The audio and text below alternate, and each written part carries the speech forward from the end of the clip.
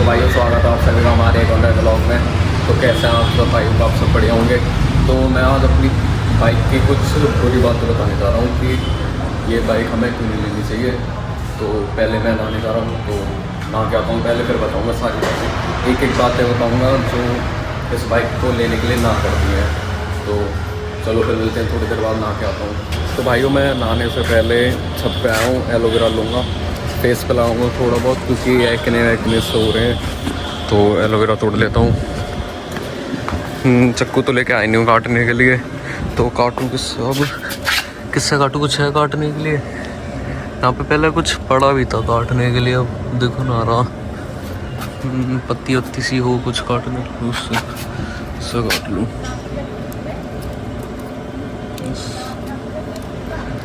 ऐसे उखाड़ लूँ कैसे, टूट जा निकल गया। सही है, वैसे लगाने लायक तो सही है।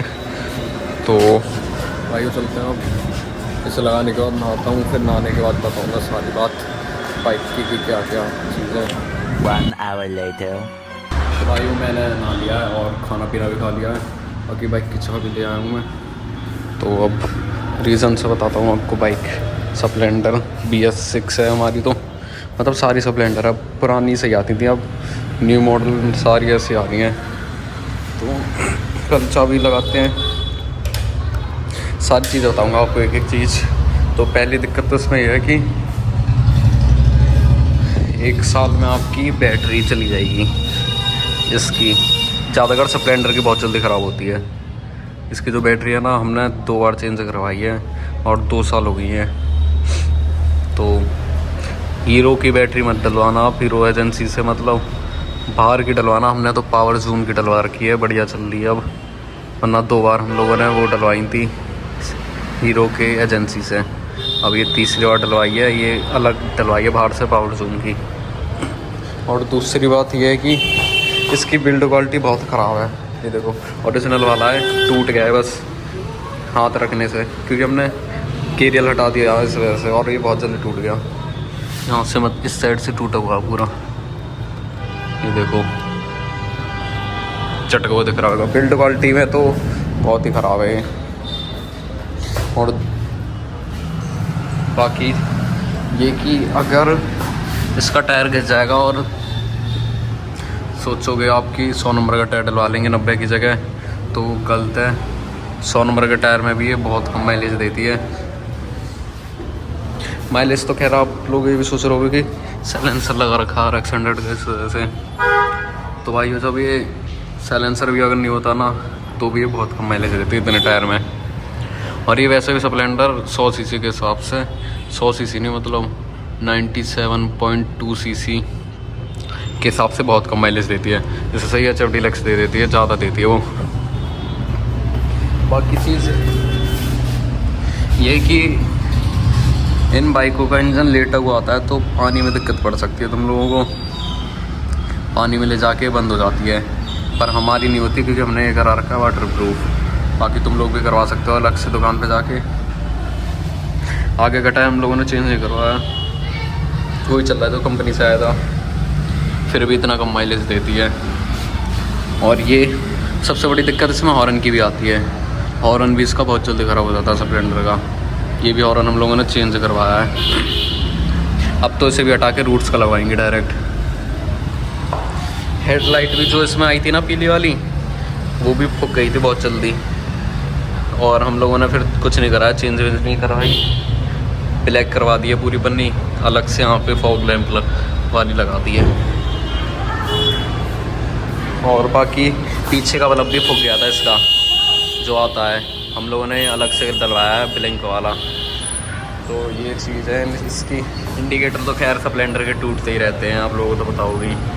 ये तो बहुत ख़राब रहते हैं स्प्लेंडर के इंडिकेटर, चारों आगे पीछे सब जगह के।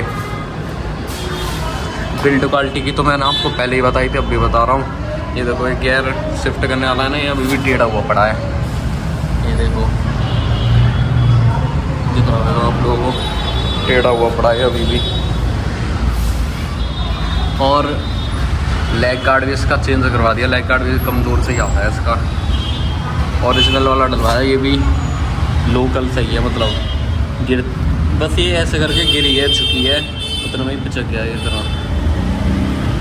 इतनी ख़राब क्वालिटी आने लगी है अब स्प्लेंडर की, पहले से आती थी, वो है ओल्ड मॉडल। इसकी सही है, यहाँ तक सही आती थी सारी बाइकें स्प्लेंडर हीरो की। बाकी अब तो कवाड़ा कर दिया बिल्ड क्वालिटी के नाम पे, ज़ीरो कर दिया बिल्कुल।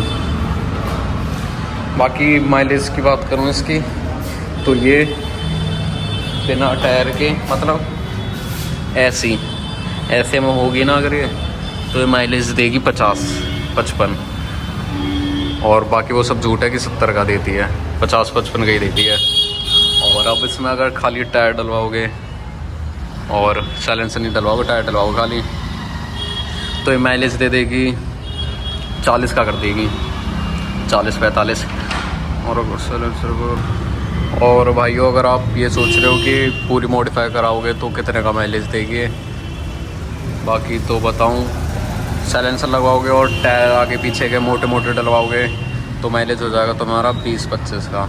हमारा तो अभी 25 का दे दिया है, आगे का टायर जब चौड़ा डल जाएगा तो और कम देगी, फिर तब 20 का हो जाएगा पूरा। बाकी अगर पटाखे ज़्यादा फोड़ोगे ना तो आप पे डिपेंड करता है वो, तब तो माइलेज और कम देगी, बहुत ही कम देगी मतलब। और हम लोगों ने बस इसमें थोड़ी बहुत मॉडिफिकेशन से करा रखी है, अलॉय व्हील नहीं डलवाए अभी। अलॉय व्हील डल जाएंगे ना तो माइलेज थोड़ा बराबर से हो जाता है। ये वाले अलॉय व्हील रहते हैं थोड़े वेट ज़्यादा होता है इनमें, और जो बाहर से अलॉय व्हील आते हैं एस वाले और मर्सिडीज़ वाले, वो होते हैं थोड़े हल्के, तो उनकी वजह से थोड़ा फ़र्क पड़ता है माइलेज में, वो सही देते हैं। तो भाई मैंने अभी अब तक आपको एक चीज़ नहीं बताई जो सबसे पहले ख़राब होती है बाइक की, तो वो चीज़ है ये बटन। ये तो आप लोगों को भी पता होगा i3s के बारे में, सबसे पहले ये ख़राब होता है बाइक में, हीरो की स्प्लेंडर में।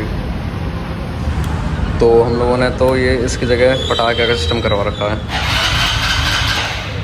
तो पटाखे फोड़ दिया अब इसकी जगह। बाकी चाबी को बंद कर दूँ अब।